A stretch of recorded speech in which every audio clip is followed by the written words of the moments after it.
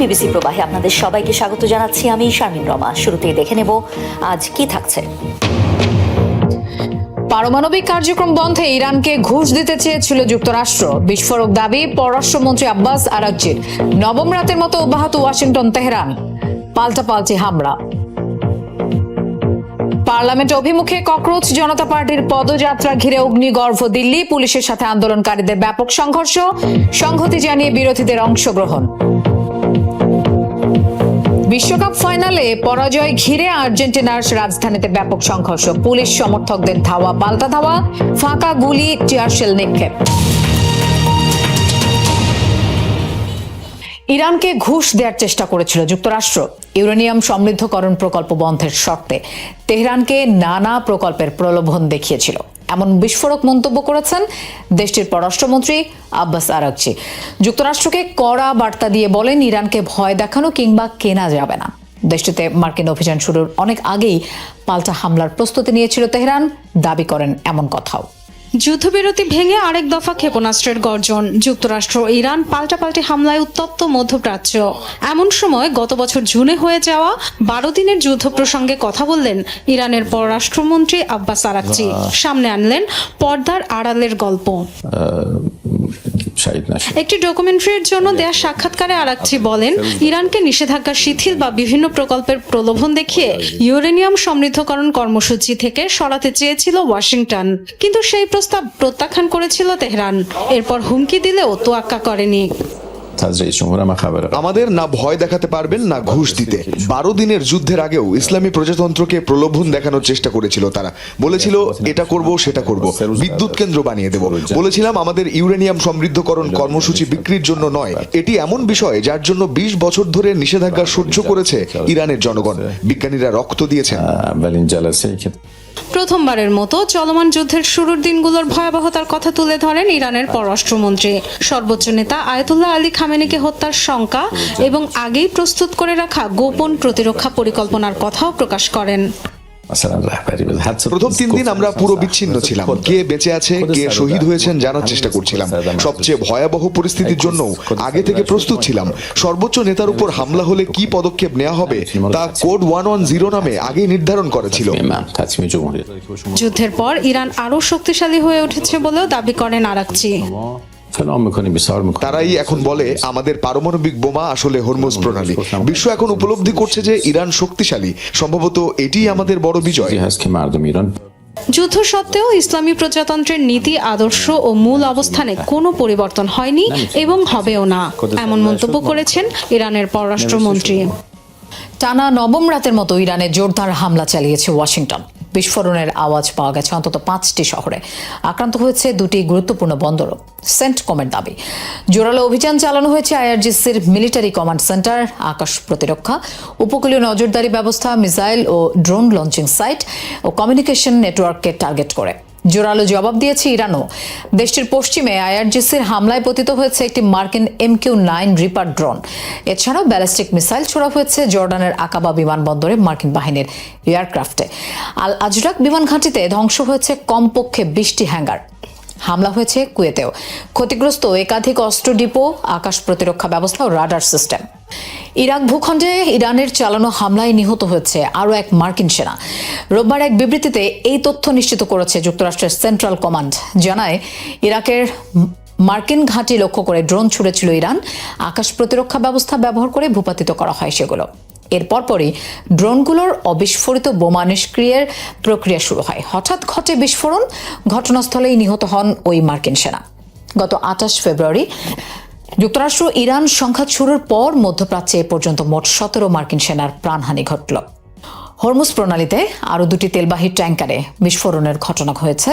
সোমবার ইরানের বার্তা সংস্থা তাসনিম নিউজ জানিয়েছে এই তথ্য। জাহাজগুলো অনুমোদনহীন পথ ব্যবহারের সময় হয় বিস্ফোরণ। এর পরপরই অচল হয়ে পড়ে নৌযান দুটি।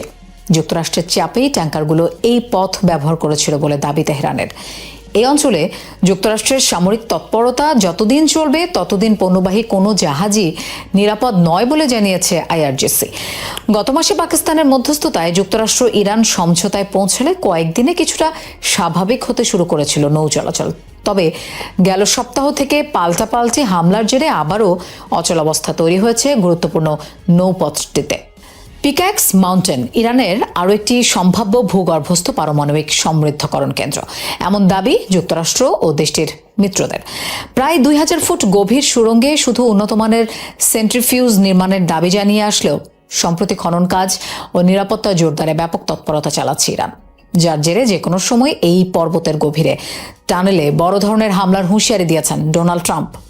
মুহুর্মুহু হামলা পাল্টা হামলায় এক নজিরবিহীন পরিস্থিতির দিকে এগিয়ে যাচ্ছে মার্কিন ইরান যুদ্ধ।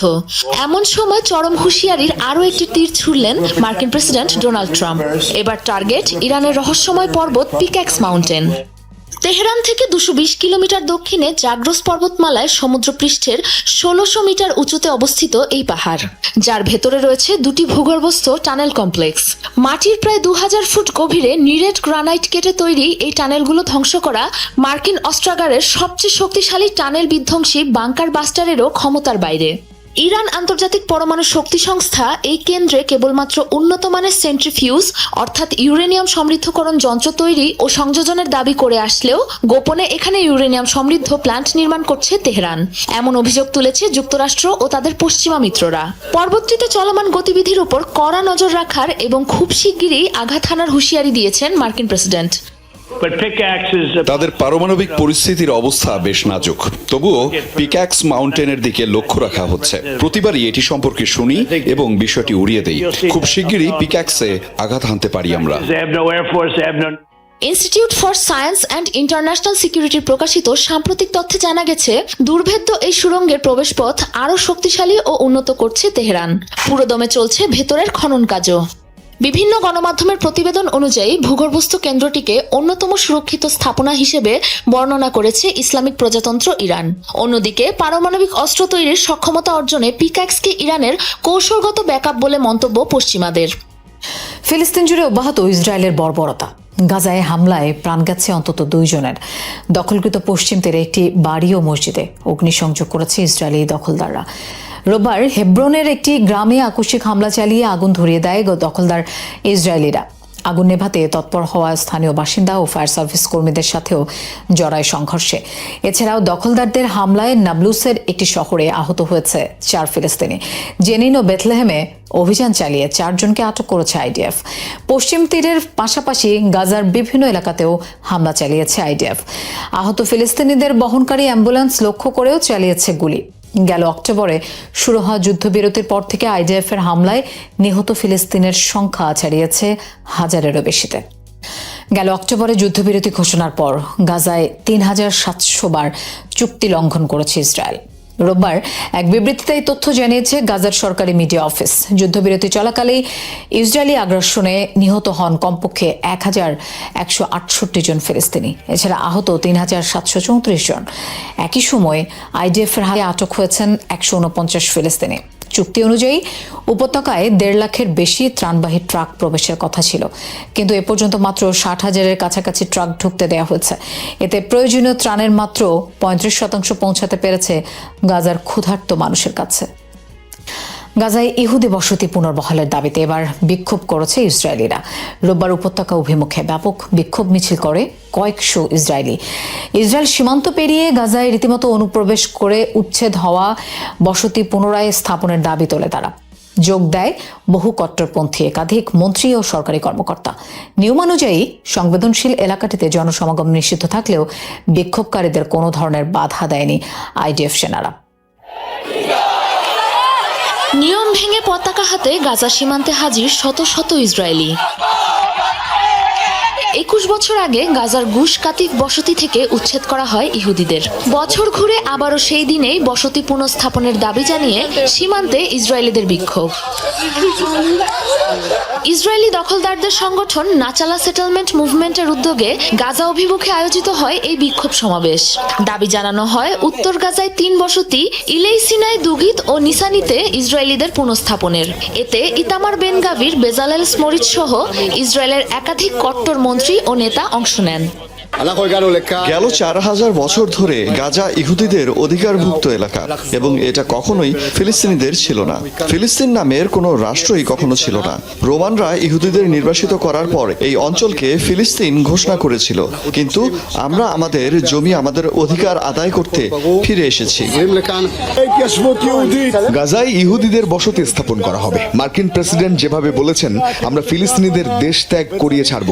গাজায় ইহুদি এলাকা গড়ে তোলা অত্যন্ত প্রয়োজন, কারণ এটা আমাদের অংশ।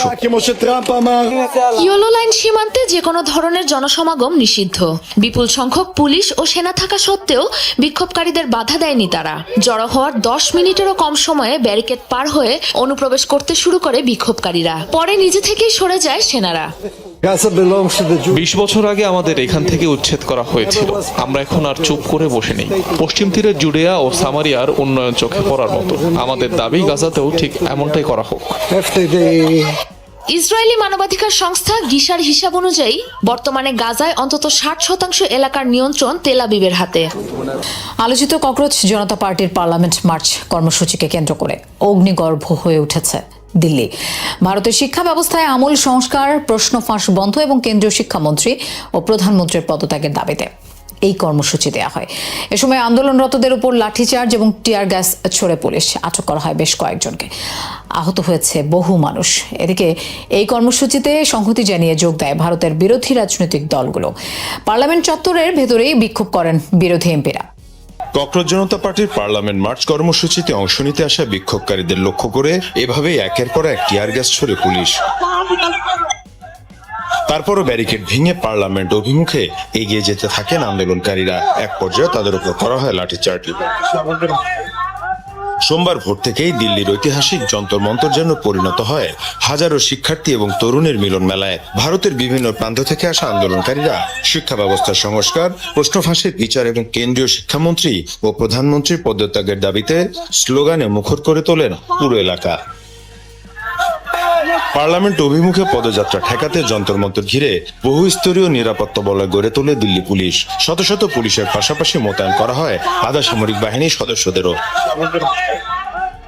পুলিশ জানিয়েছে পদযাত্রার কোনো অনুমতি দেওয়া হয়নি, তবে সিজিপি নেতৃত্ব ঘোষণা দেয় পূর্ব ঘোষিত কর্মসূচি অনুযায়ী তারা পার্লামেন্টের দিকেই এগোবে। আন্দোলনের উদ্যোক্তাদের দাবি এটি কোনো দলীয় কর্মসূচি নয়, বরং শিক্ষার্থীদের ভবিষ্যৎ রক্ষার আন্দোলন। যে সিস্টেমে চলছে পুরো দেশ, আমরা তার বিরুদ্ধে দাঁড়িয়েছি। শান্তিপূর্ণভাবে গেল 1 মাস ধরে আমরা কর্মসূচি পালন করে আসছিলাম। এদিকে আন্দোলনের সংহতি জানিয়ে এতে অংশ নেয় ভারতের বিরোধী রাজনৈতিক দলগুলো। পার্লামেন্ট চত্বরে বিক্ষোভ করেন বিরোধী এমপিরা। সরকার আপনা ধর্ম নিভা রহি হ্যায়। আমি একজন ভারতীয়, এদেশের সন্তান হওয়ার কারণেই সেই দায়বদ্ধতা থেকে এই বিক্ষোভে অংশ নিয়েছি। সরকার যে অন্যায় করছে তার সামনে চুপ করে থাকার সুযোগ। ভারতীয় युवा होने के नाते युवाओं का दर्द। দিল্লির যন্তর মন্তরে শুরু হওয়া এই আন্দোলন এখন শুধু প্রশ্ন ফাঁসের প্রতিবাদেই সীমাবদ্ধ নেই। এটি ধীরে ধীরে ভারতের তরুণদের মধ্যে শিক্ষা, কর্মসংস্থান এবং সরকারের জবাবদিহি নিয়ে বৃহত্তর অসন্তোষের প্রতীক হয়ে উঠেছে। পার্লামেন্ট অধিবেশন চলাকালে বিক্ষোভ কতটা রাজনৈতিক চাপ তৈরি করতে পারে, সেটি এখন সবচেয়ে বড় প্রশ্ন। আর্জেন্টিনার হারে দাঙ্গার রাজধানীতে পরিণত হলো বুয়েনোস আয়ার্স। ম্যাচ হারার পরপরই পুলিশের সাথে ব্যাপক সংঘর্ষে জড়ায় আর্জেন্টাইনরা। দফায় দফায় ধাওয়া পাল্টা ধাওয়া চলে নিরাপত্তা কর্মীদের সাথে। পুলিশকে লক্ষ্য করে ইট পাটকেল বোতল ছুড়ে বিক্ষুব্ধরা। নিজ দেশ ছাড়া ব্রাজিলেও বেশ কিছু স্থানে মারামারিতে জড়ায় আর্জেন্টাইন ফ্যানরা। এই দৃশ্য আর্জেন্টিনার রাজধানী বুয়েনোস আয়ার্সের। ম্যাচ হারার পরপরই ক্ষোভে ফেটে পড়ে অনেক ভক্ত সমর্থক। নিজ দেশের রাজধানীতেই চালায় তাণ্ডব। ফাইনাল ম্যাচ উপভোগে রাজধানীর ঐতিহাসিক অবেলিক্স চত্বরে জড়ো হয়েছিল আলবিসেলেস্তা ফ্যানরা। ম্যাচ শেষে কোনো রকম কারণ ছাড়াই হুট করে উত্তেজিত হয়ে পড়ে জনতা, জড়ায় সহিংসতায়। পুলিশের উপর চড়াও হতে শুরু করেন সমর্থকেরা। উত্তপ্ত হয়ে ওঠে পরিস্থিতি। উত্তেজিত জনতাকে ছত্রভঙ্গ করতে ধাওয়া দেয় পুলিশ, ছড়ে টিয়ারশেল ও ফাঁকা গুলি। জবাবে নিরাপত্তা কর্মীদের দিকে বোতল ও পাথর ছুটতে থাকেন আর্জেন্টাইন ফ্যানরা। রণক্ষেত্রে পরিণত হয় পুরো এলাকা। সংঘর্ষের জেরে বন্ধ হয়ে যায় রাজধানীর প্রধান কয়েকটি সড়ক। এ ঘটনায় পুলিশ সহ আহত হন বেশ কয়েকজন। ওবেলিক্স সহ আশপাশের এলাকায় মোতায়েন করা হয় অতিরিক্ত নিরাপত্তা কর্মী। এছাড়াও ব্রাজিলের রিও ডি জেনেরিওতে পুলিশের সাথে হাতাহাতি হয়েছে আর্জেন্টিনার সমর্থকদের। সংঘর্ষে জড়ায় বেশ কয়েকজন ব্রাজিল ভক্ত। স্পেনের বিশ্বকাপ জয়ে মাতোয়ারা, মাদ্রিদ, বার্সেলোনা সহ বড় বড় শহর। উল্লাসে অংশ নিয়েছেন প্রবাসী বাংলাদেশিরাও। নানা আয়োজনের মধ্য দিয়ে উদযাপিত হচ্ছে বিশেষ এই অর্জন। স্পেনের বার্সেলোনা থেকে আর্জেন্টিনাকে অতিরিক্ত সময় একমাত্র গোলে হারিয়ে বিশ্বকাপ ঘরে তুলল স্প্যানিশরা। ঘুচল 16 বছরের অপেক্ষা। আবারও ফুটবলের সিংহাসনে বসল স্প্যানিশরা। স্পেনের এই জয় মাদ্রিদ, বার্সেলোনা, ভ্যালেন্সিয়া সব ছোট বড় শহরে উৎসবের আমেজ বিরাজ করছে। রাস্তায় নেমেছে হাজারো সমর্থক। স্পেনের জাতীয় পতাকা হাতে করা হচ্ছে বিজয় মিছিল। নাচ, গান এবং আতশবাজির মধ্যে দিয়ে উদযাপন করা হয় স্পেনের দ্বিতীয় শিরোপা। এর চেয়ে দারুণ আর কিছু হতেই পারে না। দীর্ঘ 16 বছর ধরে এই দিনটার জন্যই অপেক্ষা করছি। গতবার যখন জিতেছিলাম আমার বয়স ছিল মাত্র 8 বছর। আমি স্পেন এবং এর বাইরেও প্রতিটা ম্যাচ দেখেছি। স্পেন দীর্ঘজীবী হোক, আমরা বিশ্ব চ্যাম্পিয়ন। খুব ভালো লাগছে, আমরা সত্যি খুব খুশি। হ্যাঁ, আমরা বলতে পারি যে আমরা জিতেছি। এই জয়টা আমাদের প্রাপ্যই ছিল। অপার আনন্দ, এক পূর্ণতা। সবকিছুতেই যেন আমি পরিপূর্ণ।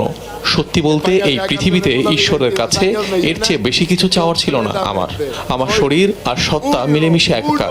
ঈশ্বরকে ধন্যবাদ, ধন্যবাদ জীবনকে এই সময়ে, এই যুগে আমাকে অস্তিত্ব দেওয়ার জন্য। এই ঐতিহাসিক অর্জনে অংশ নিয়েছে দেশটিতে থাকা প্রবাসী বাংলাদেশিরাও।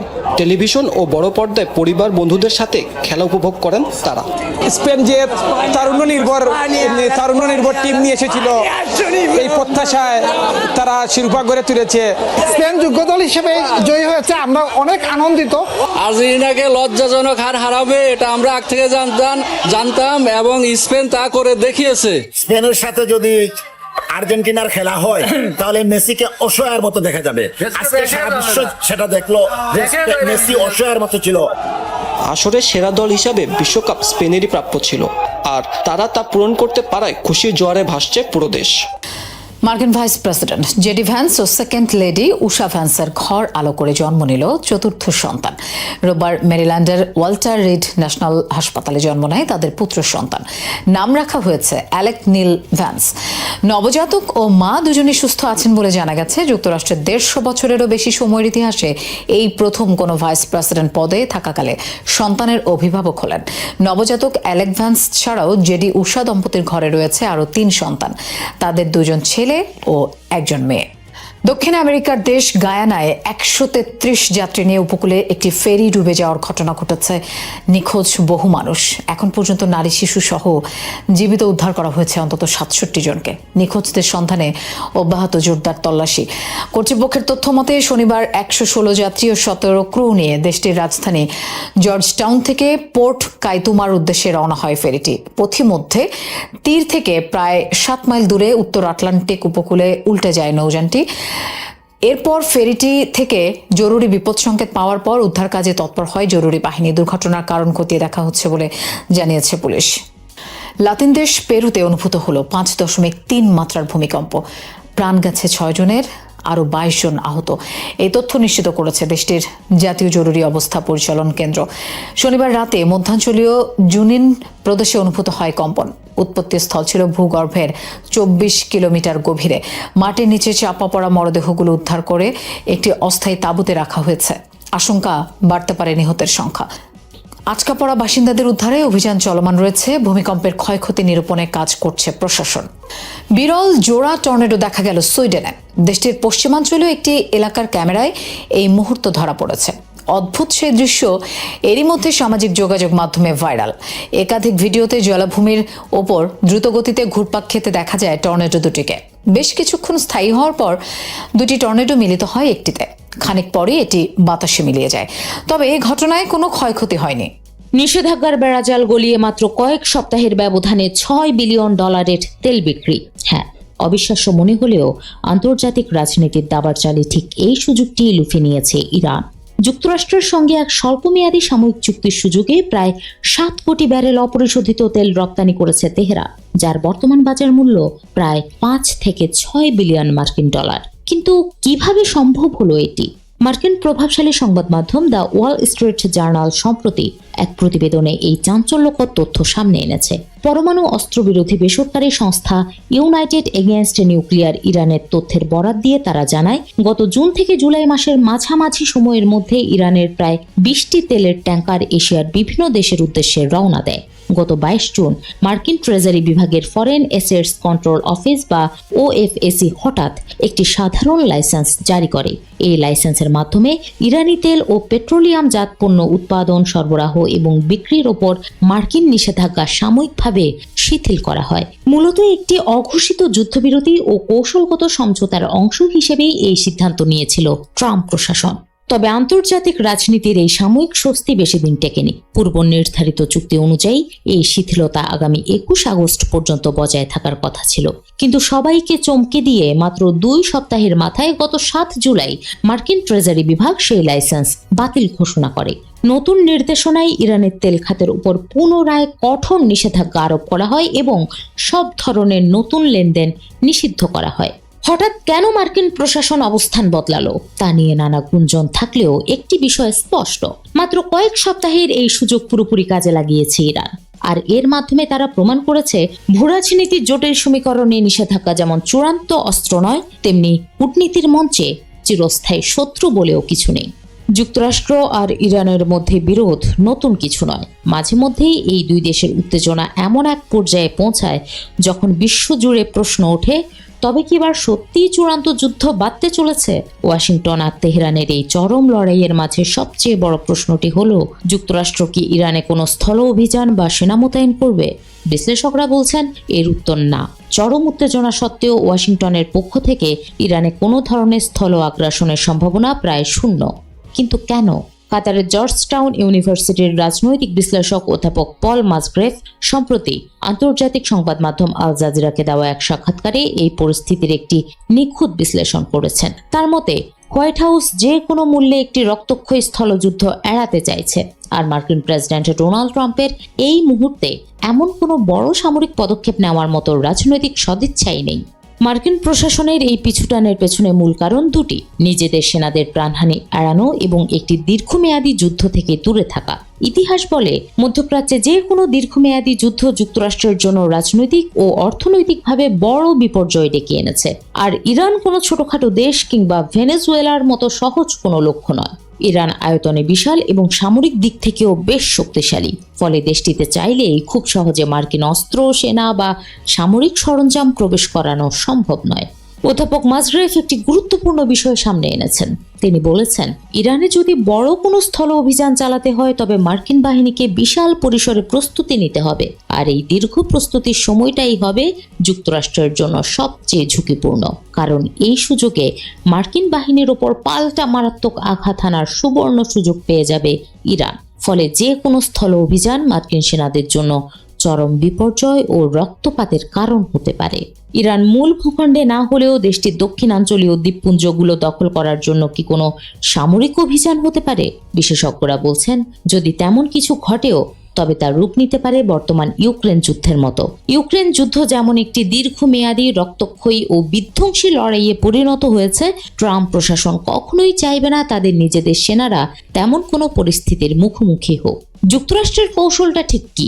আসলে স্থলসেনা মোতায়েনের পরিবর্তে মার্কিন প্রশাসন বর্তমানে অত্যন্ত পরিকল্পিতভাবে ইরানের বিরুদ্ধে আকাশপথে বিমান হামলা ও দূরপাল্লার সামরিক অভিযানের নীতি বেছে নিয়েছে। সহজ কথায়, স্থলসেনা ব্যবহার করে উদ্দেশ্য সফল করার মতো প্রয়োজনীয় রাজনৈতিক পুঁজি, দৃঢ় ইচ্ছা কিংবা মানসিক প্রস্তুতি, এর কোনোটিই এই মুহূর্তে প্রেসিডেন্ট ট্রাম্পের নেই। তাই বিশ্লেষকদের ধারণা, যুক্তরাষ্ট্র ও ইরানের এই লড়াই আপাতত আকাশপথ আর দূরপাল্লার আক্রমণের মধ্যেই সীমাবদ্ধ থাকবে। জাতিসংঘ সাধারণ পরিষদের অধিবেশনে যোগ দিতে নিউ ইয়র্কে পা রাখলেই কি গ্রেফতার হতে পারেন ইসরায়েলের প্রধানমন্ত্রী বেনিয়ামিন নেতানিয়াহু?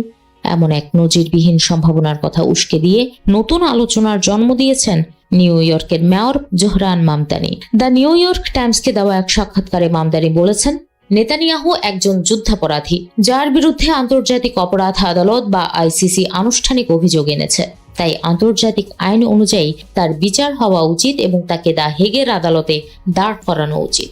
কিন্তু প্রশ্ন হলো, নিউ ইয়র্ক সিটির মেয়রের কি আসলেই একজন বিদেশি সরকার প্রধানকে গ্রেফতারের আইনি এখতিয়ার রয়েছে? মামদানি স্বীকার করেছেন, নিউ ইয়র্ক পুলিশ বিভাগ তার প্রশাসনের অধীনে পরিচালিত হলেও বিষয়টি আইনিভাবে বেশ জটিল। তবে একে তিনি হালকাভাবে নিচ্ছেন না।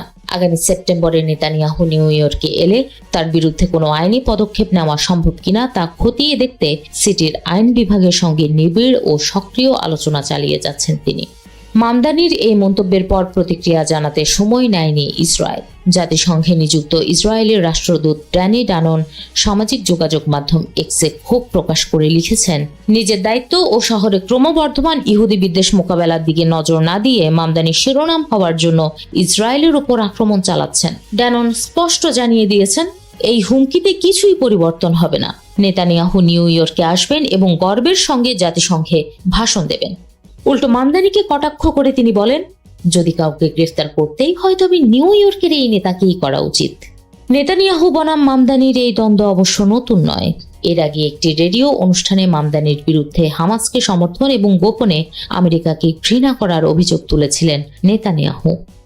আমরা কি একদিন পৃথিবীর বাইরে বুদ্ধিমান প্রাণের খোঁজ পাবো? কয়েক দশক ধরে অনুসন্ধান চলছে, তবে এখনো পর্যন্ত আমাদের ছায়াপথ আকাশগঙ্গায় ভিন গ্রহের প্রতিবেশীদের কোনো প্রমাণ খুঁজে পাওয়া যায়নি। অন্য কোনো উন্নত সভ্যতা থেকে আসতে পারে এমন সংকেতও ধরা পড়েনি। তবে একটি সুপরিচিত সূত্র আছে যা দিয়ে সম্ভাব্য সংখ্যাটা আন্দাজ করা যায়। সেটি হলো ড্রেক সমীকরণ। 1961 সালে যিনি এটি তৈরি করেন তার নামেই এর নামকরণ। তাত্ত্বিকভাবে এই সমীকরণ বোঝায় আকাশগঙ্গায় কতগুলো উন্নত সভ্যতা থাকতে পারে যাদের পাঠানো সংকেত আমরা ধরতে পারি। এখানে 7টা ভেরিয়েবল কাজ করে। চলুন দেখি। প্রথমত জানতে হবে কি হারে নক্ষত্র সৃষ্টি হয়। এটা অনুমান করতে পারি গড়ে প্রতি বছর আমাদের আকাশগঙ্গায় সর্বোচ্চ প্রায় 10টা নতুন তারা জন্ম নেয়। দ্বিতীয়ত, সেই সব নক্ষত্রের অনুপাত জানা প্রয়োজন যেগুলো শেষ পর্যন্ত আমাদের মতো গ্রহ ব্যবস্থায় পরিণত হয়। নতুন পর্যবেক্ষণ বলছে এমনটা অনেক তারার ক্ষেত্রেই প্রযোজ্য।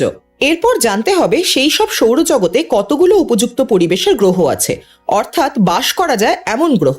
অনুমান করা যায় প্রায় 20% সৌরজগতে অন্তত একটা এইরকম গ্রহ থাকে।